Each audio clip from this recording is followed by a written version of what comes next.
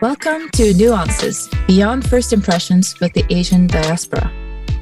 I'm Ariadna Milla, a Filipino American from a small town on the southern border in Texas.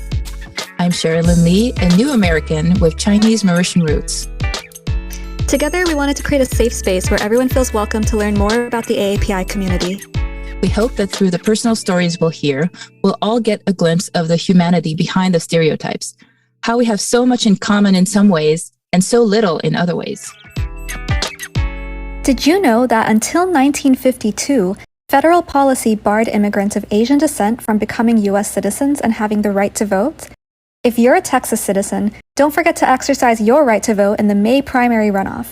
Early voting goes from May 16th to May 20th, and Election Day is May 24th. All mail-in ballots must be returned by May 24th as well. Alabama, Arkansas, and Georgia are also voting on May 24th. For more information on when to vote, go to the Federal Voting Assistance Program's website, fvap.gov. Under the upcoming election dates, click View All Upcoming Election Dates to see the calendar view. Don't forget to get out there. As always, before we get into the actual interview with our guest, we would like to take a second to define some terms that come up throughout the interview. The first one is colorism, which is defined as prejudice or discrimination against individuals with a dark skin tone, typically among people of the same ethnic or racial group. For example, even within the Asian community, colorism still exists because Asians with light skin have more privilege than Asians with dark skin. The next term we have is whitewashing. This is having dissociated oneself from one's ancestral culture by adopting or attempting to adopt a Western lifestyle. Being whitewashed typically only applies to non-Caucasian people that live in Western countries. For example, an Asian American person living in the Asian American diaspora who doesn't eat their ethnic foods nor speak their parents' language nor engages with their culture in any way and it only engages in mainstream American culture would be called whitewashed. The next term we have is skin bleaching. This is the act of using substances, mixtures, or treatments to physically lighten one's skin tone. Skin bleaching is widespread in many Southeast Asian countries due to colorist beauty standards. The next term we have is white passing. White passing is when someone perceives a BIPOC person as a white person for whatever reason. For example, someone like Darren Criss, who is half Filipino and half white, can be considered white passing. The next term we have is tokenism. This is the practice of making only a perfunctory or symbolic effort to be inclusive to members of minority groups, especially by recruiting people from underrepresented groups in order to give the appearance of racial or gender equality within a workplace or educational context.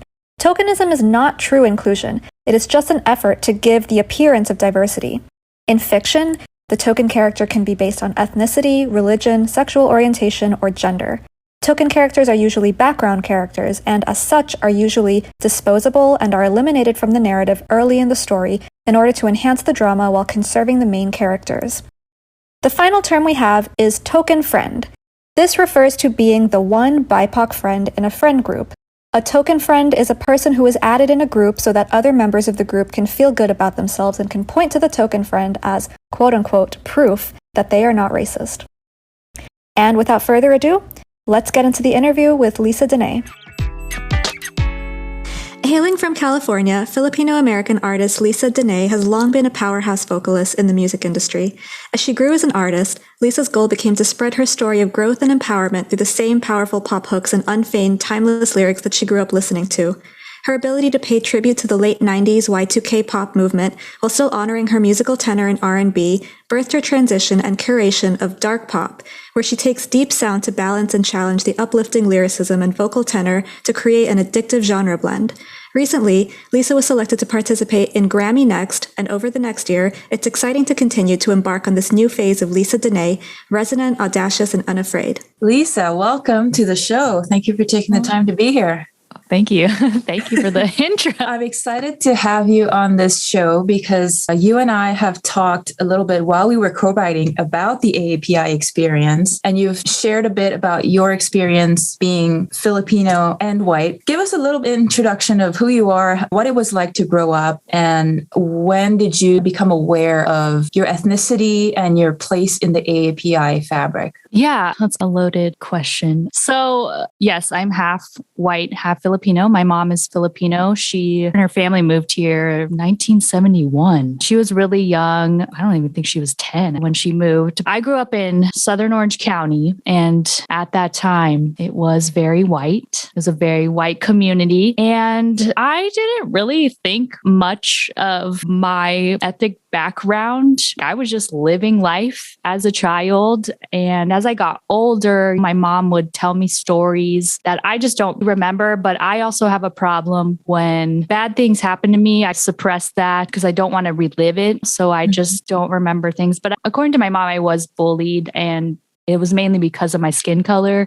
A lot of kids just didn't really understand why I looked so different or why I was darker. I'm a little pale right now, so you can't really tell. But I used to be really dark when I was younger. And what was cool though, I did meet a fellow Filipino when we were 3. We went to preschool, and her dad was also white and her mom was Filipino. So it worked out. I had this comrade, I guess. Again, just didn't really think much of it. I was so immersed in the Filipino culture because my mom's family lived in LA.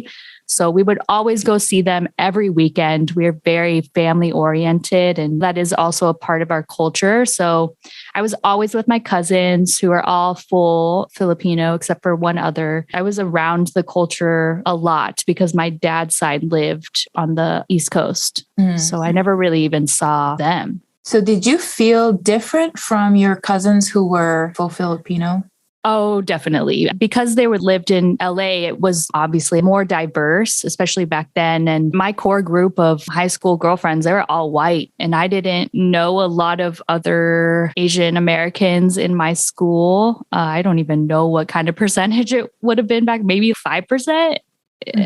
Asian Americans in my schools. But I did feel a little disconnected from our culture because my mom didn't want to teach me Tagalog, and she spoke it around the house, but it was when I was getting in trouble and she was saying all the bad words. So I would really only hear her speak Tagalog in those types of settings, or if she was on the phone with her siblings. And when I would see my cousins, they never thought it was weird that I wasn't full Filipino. They always accepted me, and they honestly don't even look at me as if I'm half white. And I've never felt that disconnect, but they were taught Tagalog, and I didn't really know what that was because my mom just never used it at home. I do remember trying to learn and wanting to learn and asking her, but the reason why my mom never taught me was one, yes, I grew up in a very white community, and she was very scared that I would get bullied. My cousin, actually, even though living in LA, was bullied because she didn't know the difference of when to use it, to speak it at home and not to bring it to school, which is also just real sad in general that you can't bring your language to school. She was made fun of a lot, and that affected the reason as to why my mom didn't want me to learn it, because she's in this diverse setting and then I'm in a very white setting. Yeah, she was really scared. But I remember her being really happy when I was like, Mom, can you teach me some words? And then that didn't really go anywhere. And I don't really know why. I think I just got busy or something. So I'm Filipino too. And it's interesting because Sherry and I were talking about this with Rahul on the podcast the other day. And we said the exact same thing that you said. It's almost a survival thing. They want their kids to integrate well. They don't want their kids to be made fun of. They don't want their kids to be othered for having an accent or for speaking a different language. And so they would just teach their kids English. And then later in life, their kids would want to learn Tagalog, and they were older, so it's harder to learn. I've seen that a lot with my other AAPI friends, where that's been the case, where they've wanted to reconnect with their culture and with their language, but they haven't been able to because out of a sense of wanting to keep their kids safe, our parents just didn't teach us. Yeah. And I've never been to the Philippines. And a lot of that was actually because of my mom, and it revolved around her health conditions. She was actually one of the first ones to get moved to America because she has really bad asthma, and the air quality over there is really poor, and especially where they were living. So I never got to really submerge myself in the culture outside of what I grew up in. I hope that I can one day go over there. A lot of it right now is because of the pandemic. I was actually supposed to go in February 2020, and then everything happened. And yeah, I don't know if they're doing well over there right now, but I do plan to go. My Lola really wants to go home, and I I want to see where she grew up. So hopefully within the next year or two, I can make it over there. But I think not being submersed in the Philippines and seeing how they actually live over there, it didn't help me want to fully embrace my culture because I didn't know anything but of what I was raised in, if that makes sense. Yeah, for sure. Did your mom make a lot of Filipino foods at home? Oh, yeah. Yeah. Yes. Yes. I will say I'm trying to learn. I know with my mom and her siblings, they can't really give you a recipe because it's just really based on taste. So I could make a pretty good chicken adobo. Nice. I would say I know that my cousins and I really want to do an adobo off where our Lola picks the winner of the family, but we haven't done that yet. But yeah, my mom made Filipino food all the time, which was really awesome. I love Filipino food. I can't live without that. People are sleeping on it. Yeah. I'm one of those people, and she gave me. I gave you. Oh my gosh. Have you tried anything? No, actually, I did go to a wedding where the bride was Filipino and we did have Filipino food that night. But I was playing the wedding and there was so much going on. And by the time I did get to the food, most of the Filipino food was gone. Oh, no. So I kind of missed out on a lot of it, but Ari gave me a recipe for adobo. So I'm going to try that. Yeah, lots of garlic.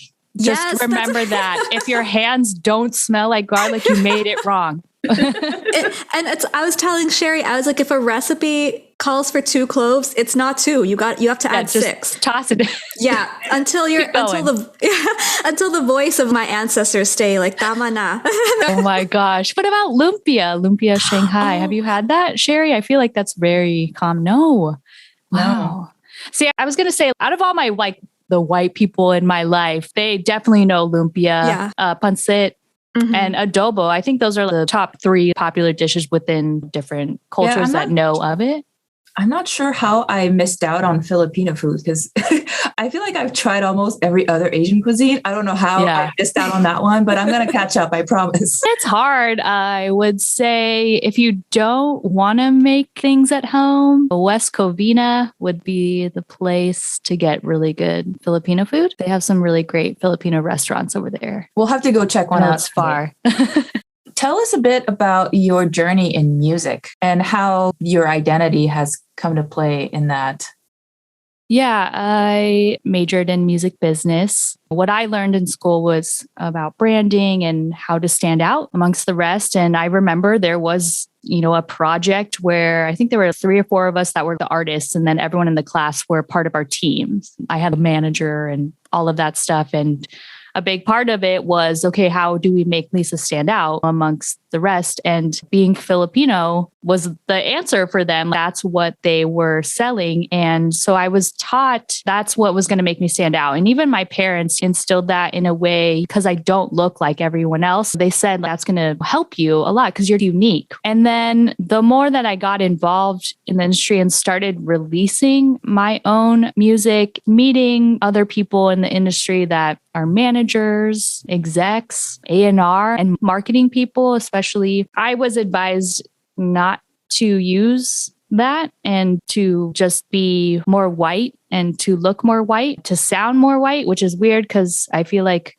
I have a very Californian accent. So I wasn't really sure what that meant. And it really messed with my head because I essentially just lost my identity and then started listening to them as far as what to wear and what my sound should be like. And I was also told by brands that my look doesn't fit them. And it's hard for me not to immediately go to my race because then I'm looking at who you are featuring and it is primarily white. So how is that not supposed to come to my head like, oh, you don't want me because I don't look white? And it really messed me up. That was going on for maybe 5 years. I just let that happen. And then I realized this isn't right. And it wasn't even making me go anywhere. I think that was the biggest thing to me looking back on it. I wasn't elevating my career, taking these steps that you guys are all telling me. And I basically stopped working with these people. I took some time away and then I was like, you know what? I'm just going to be myself, whatever that means. And I'm going to own my identity and who I am. And I'm tired of listening to all these white people in the music industry. It was really hard. I laugh about it now, but it's probably a coping mechanism. And it just really messed up my head. And I really also felt, man, can I do this? Is this possible? I've been told that it is because this is what's going to set me apart from the rest. It doesn't seem like it, according to the actual people that run this show. Yeah. So yeah, it was really tough. Yeah, because historically, many half Asian, half white people who have been successful in the industry did do that. They erased their Asian heritage. If you think about Michelle Branch, Chloe Ben, a few Darren Criss. Yeah, like Michelle Branch, I think her mom is Filipino. Oh my gosh, how did I not know that? I'm a little embarrassed that I didn't know that, but I can see it now as I... Yeah, and it's funny because I remember when she came out, I looked at her and I thought, she looks like she might be a little Asian. And I was really excited. And at the time, the internet was still nascent. I had really slow dial-up connection. There was no Wikipedia on it. So I couldn't verify. It's only years later that I finally looked at it. I'm like, yes, I was right. Yeah, I think whitewashing is definitely a thing too. And I also know that it's not just America, which is really sad. Like colorism is a huge problem in the Philippines. Skin bleaching is a thing. I was actually also told by my grandparents, you need to go to the Philippines because they'll like your look because I'm half. They actually really love that. It never worked out actually for me. I think I tried out for The Voice in the Philippines. My sound didn't fit what they were looking for, which if you know... Charisse. Yeah. Jake Zyrus. Yeah, if you know anything about Filipino singers, it makes sense. But it is also very interesting because the reason why I got this audition, and I was in front of the producers singing, the actual producers, they flew out to the States and auditioned people that had Filipino descent. And I actually had a private audition that someone set up for me. And they were like, what's going to help you is that you don't sound or look like anyone else over there. Yeah. But then I got the call from one of the producers on the team telling me, if only you sounded just like them over there. So I'm like, man, I'm being now pulled apart by both sides. How is that not going to mess up someone's psyche? It's very crazy to me. Sometimes when I think about it now, I'm still lost. So I think we all are. Yeah, like it's just so hard to explain. And some people just don't get it. But it's really crazy, the things that you're told. And then it's so sad too, to again, have it be on both sides of the spectrum. Yeah. Yeah.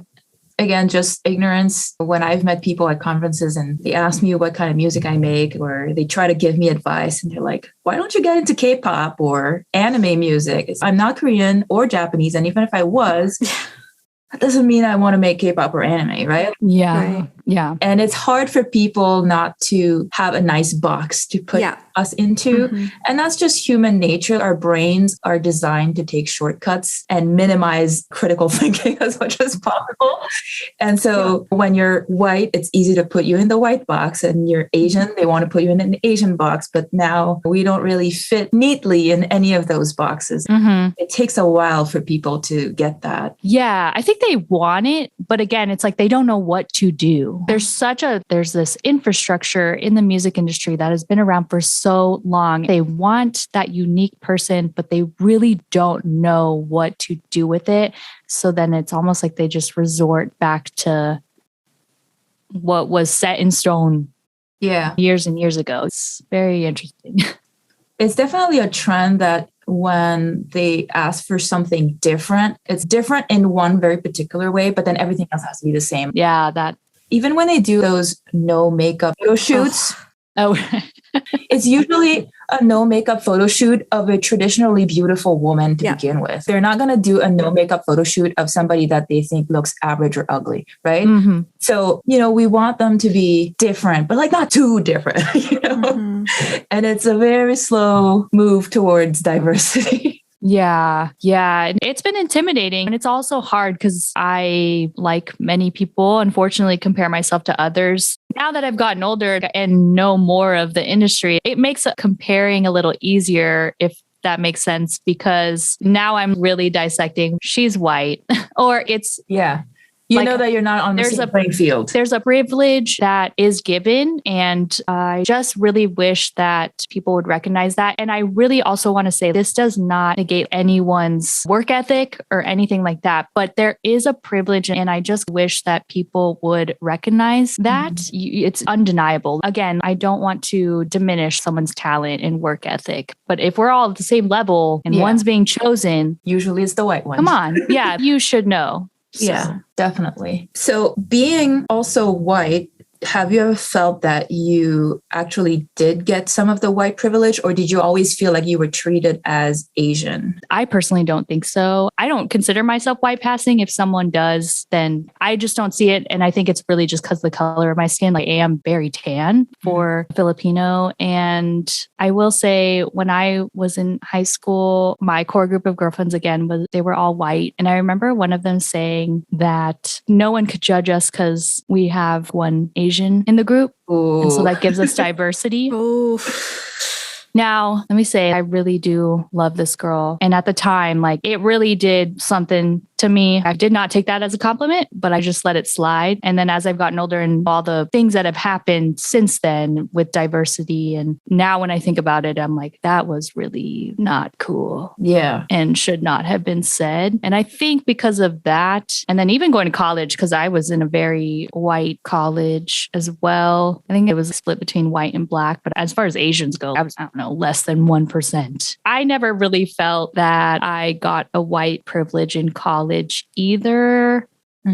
And I think I just had to work harder to get the things that I wanted out of my college experience. And my core group of friends there were also very white. I'm trying to run through it. I don't think I've gotten certain opportunities. I feel like the only thing that maybe would have happened would be your name, because you don't have an Asian name. Right. Yes. Yes. So maybe you get more callbacks from resumes or something. I know there's statistics on how if you have an Asian name or a Black name or a Latino name or something, you get less callbacks from your resume than if you have a white sounding name. Yeah, then that makes total sense to me. I wasn't even thinking about my name, but yeah.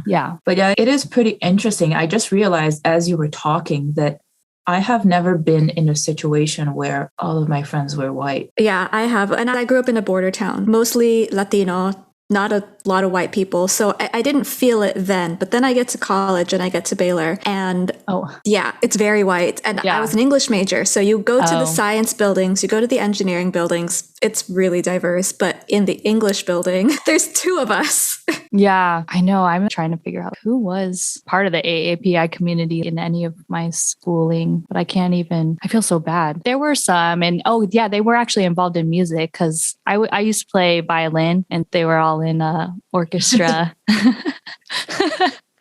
But I don't want to say like that's such a stereotype. No, but Philippines, we're very musically inclined. Yeah. I mean, I think that's really well known, and we're obviously known for karaoke. But yeah, I think that was basically it. What do you think about representation in the media? Are you seeing that it's getting better? Are you seeing yourself represented more? I mean, I personally have gotten a lot of press, especially within the last couple years since the pandemic. I would hate to say that it's because of diversity becoming more of a thing in not only the music industry, but in any industry. But sometimes, it makes me think, because then I'm looking at who else you're promoting on your specific platform. And I am someone that stands out it's mainly white. Let's not dance around that. And again, watching some of the brands that did tell me in the past that I didn't fit the look, and then things coming out about their CEO being racist, and then getting accepted by certain brands, and you're like, are you doing this because I'm now your token person, or you actually love me and understand how much I actually really do love your brand and want to work with you? So in media in particular, it's really been great to see. I am enjoying it, but I do feel like not everyone is getting the representation. And I feel like there are these tokens that are just really being heavily pushed, and they're not supporting everyone, especially with AAPI month this year. The way that you're phrasing things in captions, it makes it seem like you are amplifying literally everyone in the AAPI community, but you're not because you're still really focusing on the ones that you focused on last year. So when I woke up May 1st, I went to Apple Music because I don't use Spotify. Yes, I know. I saw they're highlighting for AAPI month. And I thought it was so interesting that you would make a playlist with pretty much all mainstream AAPI. But not only that, you're putting more than one song of theirs on this playlist where you just totally skipped out on an opportunity to shine light on smaller AAPI artists. Mm-hmm. And it really pissed me off. I also thought it was weird because they have a section there where it says artists we love. And I'm like, why wouldn't you put these artists in the playlist? They were not even on the playlist. I just thought it was really weird because they highlighted some small artists under that. That's interesting because when I logged on to Apple Music, I did not see anything about AAPI Heritage Month. I actually was looking for what they were featuring and I didn't see anything at all. Yeah, I had to dig. I had to dig for it. I think now maybe it's on the front. Nope, I just opened it. I don't see anything. Really? And I actually posted about this on my Facebook because last year they did this huge campaign. And I will say that what I appreciated about theirs is that they featured Asian American artists as opposed to Asian music, which is what Spotify did. And it really pissed me off. Oh, Spotify last year just made all playlists of all Asian genres you can think of. Happy AAPI month. Here's some Thai music. Okay. Most of these artists are not based in the US. That's not the point of this month, Mm-hmm. And so I do appreciate that Apple took the time to make sure that they were focusing on Asian Americans as opposed to just any Asian genre. And I also appreciated the fact that it was not Asian Americans doing Asian music, but Asian Americans doing all genres of music, which... Yes. I didn't know that about Spotify last year. I don't know. Did they even make one this year? No, I don't see anything. Yeah. I wrote a blog about it last year for the Stop API Hate blog, comparing the two. And so this year, as soon as API month started, I'm like, I'm going to see what they're doing this year, see if Spotify learned anything. And they decided to just not do anything this year. Yikes. I understand that music is subjective, especially. So you're going to like what you like. However, do not claim, please, in any caption that you're going to include everyone. That's not true because who I see that you're highlighting either is signed to a label or has been in a big film, which is awesome. That's really great because as someone that grew up when there was little to no representation of the AAPI community, it is great to see. But from someone that was being pulled on in both directions, it almost makes me feel like now I'm not Filipino enough for you. Mm-hmm. That's what it really makes you feel like. Yeah. And again, my cousins and my family too, my aunts and uncles, they never made me feel like, oh, you're not Filipino enough. Mm-hmm. They didn't. Yeah, they obviously wanted me to learn Tagalog and I can understand it now, little pieces. I can't speak it. I can't hold a conversation, but I've obviously done some learning on my own, but I've never felt like that with any of my family. And that's how I feel now with the AAPI community. I just feel not accepted. Yeah. Yes. But I think also it's important to distinguish between the API community and the music industry in those places. The pushback you're getting is from the industry people. Because like you said, your family never made you feel like you weren't Filipino enough. It's only the people who are doing the voice in the Philippines and their peers. Even I have a big fan base in the Philippines from my YouTube channel, and I've never felt not accepted by them. They love what I do because I am highlighting Filipino singers from the Philippines. And sometimes they're speaking Tagalog to me in the comments and encouraging me to learn more and more. Obviously, they also say, please come visit us. And I want to one day. So hopefully it works out soon. But yeah, even them as fans, I've never felt not accepted because I'm half. Yeah, you're right. It's a business department. Yeah, right. Yes. Mm-hmm. All those suits. And I do want to say, if anyone listens from the AAPI community in music, not all of them are like that. I just really want to say that. There's some really dope ones that I've had conversations with that are very supportive. It's really not everyone, but it is, again, just business wise. Yeah, I was listening to a podcast episode interview with Lulu Wang, who wrote The Farewell, and she was talking about same thing that in Hollywood, for your film to get financed, they want comps, comparable movies that have a similar storyline that did really well. But if you're telling a story that's really different from what everybody else has done before, then you have no comp. And people don't want to give you money. And that was one thing she struggled with when making that movie. And she got a lot of pushback. And same thing, the business people are always giving her this advice to whitewash it a little bit. And she had to push back on a lot of those things. So it definitely is everywhere and predominantly in the business and marketing departments, because really what they're looking at it as, it's risk versus reward. I'm going to put this much money. Right. How much am I going to get back? What's the probability? That's all, right? And that's business. Yay, capitalism. Yeah, I was going to say capitalism at its finest. It is encouraging that at the end of the episode, she was talking about how she got a deal with Amazon and she's working on some series where they will be, showing more diverse stories and more complex, diverse stories, not just an Asian, but maybe they're Asian, but they live in South America, or like just having more layers to the characters as opposed to just two-dimensional people that you typically see in film and television. So I'm really excited to see what happens out of that. Yeah. Talk to us a little bit about Grammy Next. That's exciting. Yeah, I'm very excited. I just joined the Recording Academy last year. I've actually been wanting to join for a while, but you have to have a certain number of songs released and stuff. So I had to wait for that. What I really wanted to be a part of was the Grammy Next program. And it is their mentorship program. I've never had a mentor. I always hear people talk about their own, and I've never had one.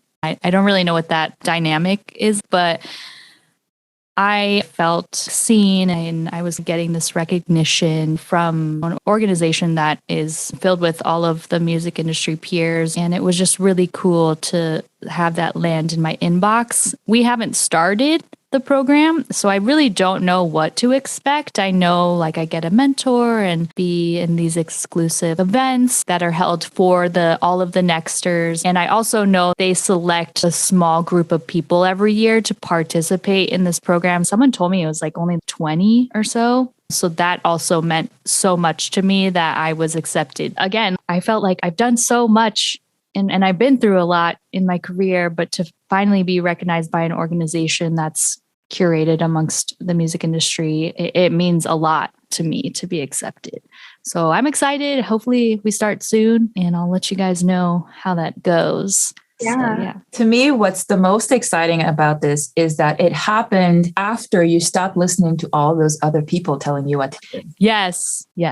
Yeah. A lot of the opportunities that I've had so far, I really created those for myself, and no one can take that away from me. I was being myself. I was being Lisa Danaë, and I wasn't listening to anyone. I was just trying to bring people into my world, and also with the hopes of inspiring other people to be authentically themselves and don't listen to anyone else. It's a waste of time.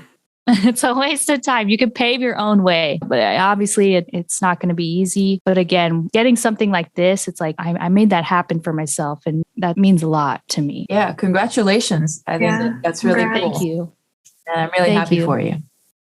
Thanks. How represented do you feel by the term AAPI? And is there a term that you identify with better? I identify with Asian American. I feel like I am slowly feeling more accepted. I'm trying my best to submerge myself in it and continuing to learn more about my culture too. So I think as a Filipino, especially during AAPI Heritage Month, it's a lot of East Asians.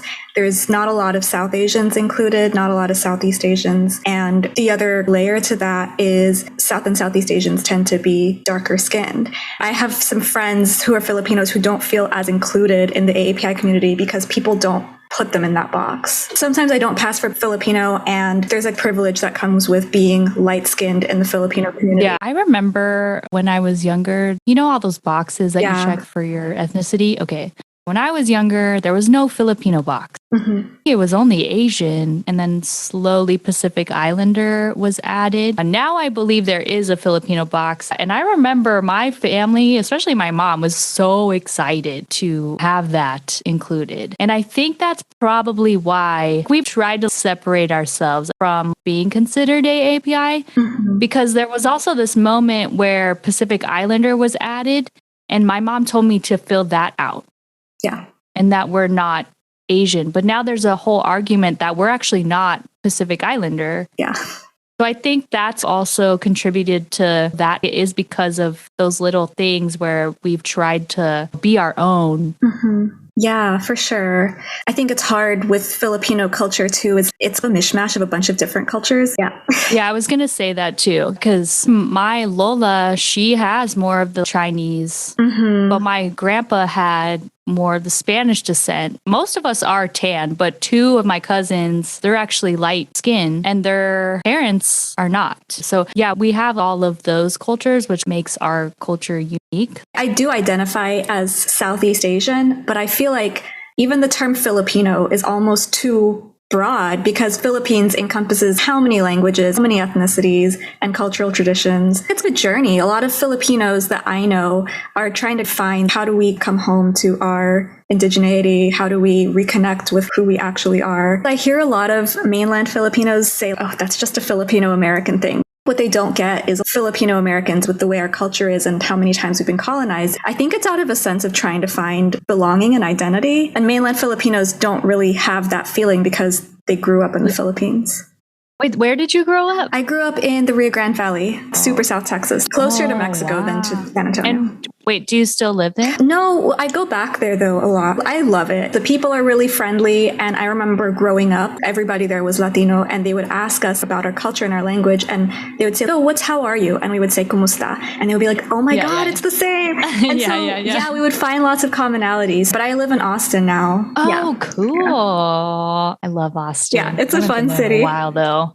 To end this interview, we're going to have 5 rapid fire questions. No. These are just one word answer, no need for explanations. Don't you know how much of an overthinker I am? There's no wrong answer. So, what is the most annoying question non-Asian people have asked you? Where are you from? I hate that question. Please don't ever ask me. Yes, that, I just made a TikTok about that.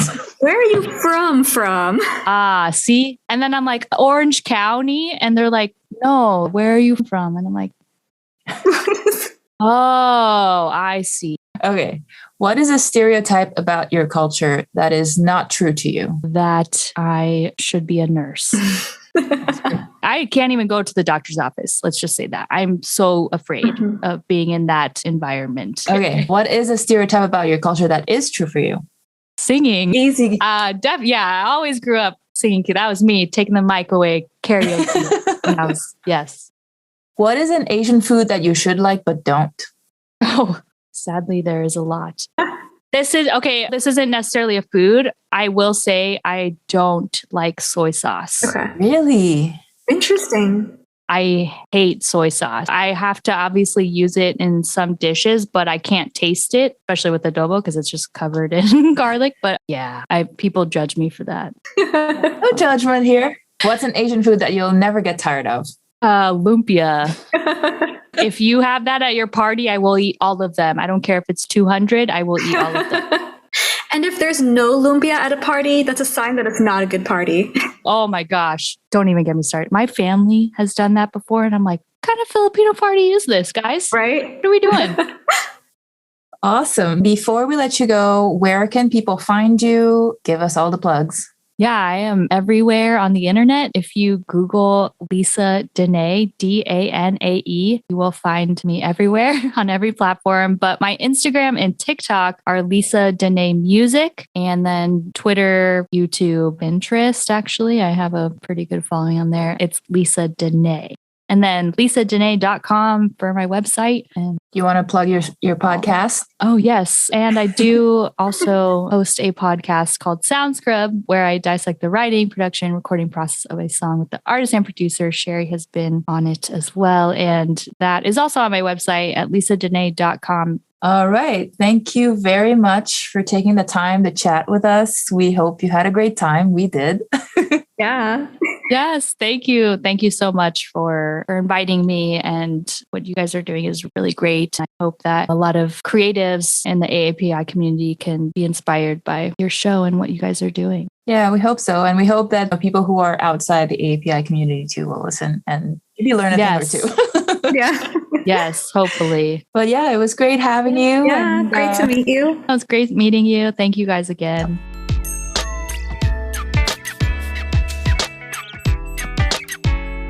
We hope you enjoyed our conversation with Lisa Danaë. Here are our takeaways from today's episode. Number 1. Even in diverse neighborhoods, kids get bullied for speaking a language other than English at school. Parents only teach their kids English so that they won't accidentally use the wrong language at school and be made fun of as a result. If you are a white parent, we hope you will consider teaching your children not to make fun of kids who look or sound different or bring different foods for lunch. Number 2. Being mixed race is a unique experience. It is an in-between space where you wrestle between feeling Asian enough and feeling white enough, and feeling less Asian than your relatives who are not mixed. Being half white does not get you white privilege, especially if you're not white passing. Whiteness is based on the idea of purity, and being mixed race separates you from whiteness and you're still othered in most cases. Number 3, not seeing yourself represented in a diversity campaign designed to promote people like you can feel even more alienating rather than empowering. Companies showing support for awareness campaigns such as AAPI Heritage Month can sometimes be counterproductive if their teams have not taken the time to fully understand the reason why such a campaign is needed in the first place, and which subgroups might be especially sensitive to being misrepresented or underrepresented. When Spotify used AAPI Heritage Month in 2021 to just push all Asian genre playlists, it was a clear indication that the company saw Asian Americans and Pacific Islanders as foreigners rather than Americans, conflating Asian American artists with Asian artists. Don't be that company. We're ending the show with one of Lisa Danaë's songs, Starlet, which can be found on all streaming platforms. See the show notes for links. If you enjoyed our show, please consider leaving us a 5-star rating or a review on Apple Podcasts, Amazon, or Audible. Doing this could help algorithms bring our show to more people like you who will appreciate our work.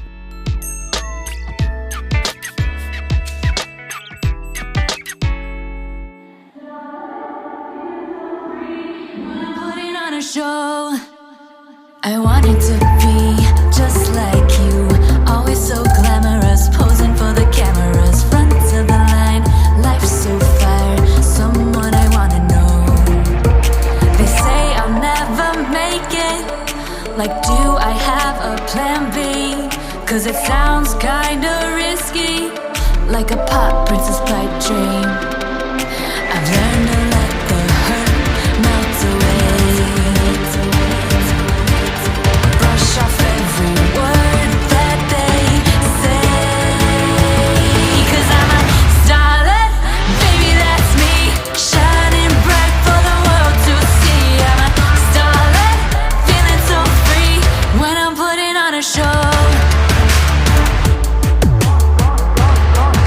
I'm going to be a headliner, working hard, getting paid, playing on the world stage, so alive, idolize someone you wanna know. They say that it's a long shot, on top of wishful thinking. Instead they try to warn me, cause they don't share my vision. I've learned to let the hurt melt away, brush off every word that they say. Cause I'm a starlet, baby that's me, shining bright for the world to see. I'm a starlet, feeling so free when I'm putting on a show. I'm a starlet, baby that's me, reflecting all of